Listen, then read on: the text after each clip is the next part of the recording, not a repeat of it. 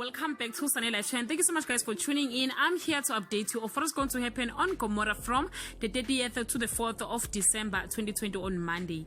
Ntokozo realizes that Mam Sonto tried to have him murdered for confessing his role in Mbongeni's case and implicating her.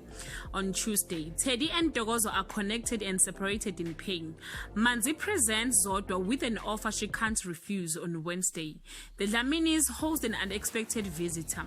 Gladys is alarmed by Teddy's behavior and she is determined to find out what the problem is. Sonto gives Ntokozo a performance assuring him that she won't bite, but Ntokozo doesn't bite. On Thursday, Sonto is frustrated that she can't control what Ntokozo will do or say after what she or he witnessed. Teddy can't deal with Manzi's presence in every aspect of his life. Gladys is worried about Teddy's behavior and wants to do something. On Friday, a mysterious man appears at the tavern looking for Sonto. Pretty and Tati are surprised when she seems to know him.